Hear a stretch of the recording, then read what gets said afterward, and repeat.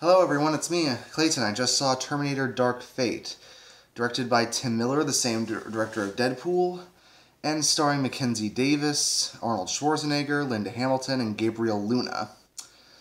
Now, when it comes to the Terminator movies, I think we can all agree that the first two are considered classics in their genre, smartly blending sci-fi and action and horror to create unique experiences that managed to establish James Cameron as a true talent in our field.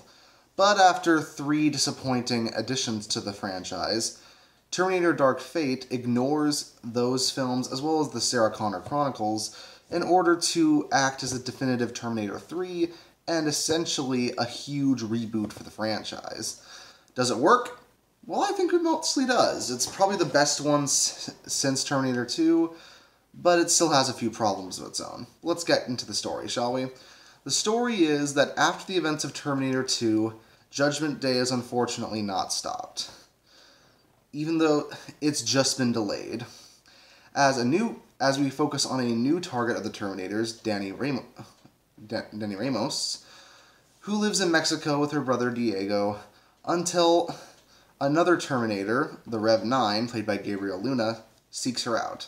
So it's up to an enhanced human named Grace and a grandmotherly Sarah Connor to ultimately take down Gabriel Luna's Rev 9 and find out how they can save humanity this time.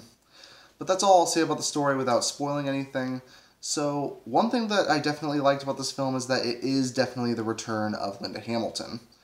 She's just as adept at the character as she was back in the 90s. It's great to see her back. And she not only brings a ton of nostalgia into the film, but we see a new side of her character that I didn't really expect to see at first. Someone who's been torn down and broken by the past, and someone who feels almost like she's got nothing left.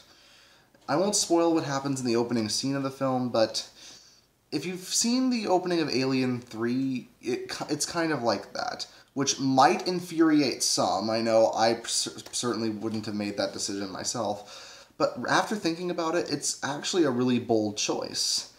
And in a way, it sort of not only develops Sarah's character more in a way that we wouldn't normally expect, but it also changes the way I see some other characters in the movie. That being said, the story, it can feel a little bit derivative of the first two films, especially when it comes to the Rev 9, despite having an interesting ability to split into two different Terminators, feeling a bit similar to the T-1000 played by Robert Patrick in Terminator 2. And the plot structure does feel like it takes pieces of the first two Terminator movies, adds a couple of new things, and then presents it as a new film. It's not a complete rehash, but if you've seen the first two Terminator movies, you probably know where this one is going beat by beat.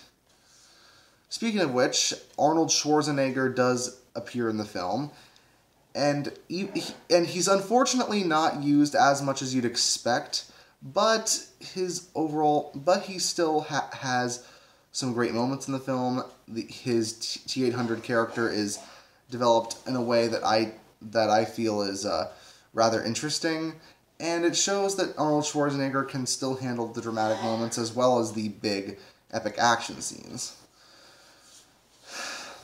The CGI in the film is actually pretty cool. Most of it for the action does help the action deliver a satisfying flair to it, and even some of the digital de-aging effects that it uses for certain scenes are pretty effective. I think on par with Captain Marvel, especially for Linda Hamilton and Arnold Schwarzenegger. They really do look like their 90s selves. Unfortunately, I found Danny herself to be kind of boring. I mean, John Connor in the second film wasn't exactly the most complicated character either, but he at least had a more personality to him and a lot more development in his character. Danny doesn't exactly have that same vibe to her. She's nice, I guess, but there's not much to her outside of that other than her just being the target that the Terminators are going after. If they added a little more personality to her, I think I would have liked her a lot more. Not only that, but there are certain bits of logic in the film that will that will have people question certain elements. For example, Grace, the enhanced human, has a very fast metabolism and constantly needs medication. The amount of medication that she gets and how she's able to hold on to it despite the various scenarios in the film do make you question certain characters' logic when it comes to keeping that stuff with her. And there are just a couple other moments like that that just felt like the writing wasn't exactly at its best. Still, I do think when it comes to the action, when it comes to the story, and when it comes to the characters that matter the most, it is ultimately a very satisfying film. And if you did like the original Terminator movie and Terminator 2, you'll probably get a lot out of this one. So I give Terminator Dark Fate a 7.5 out of 10. See you next time.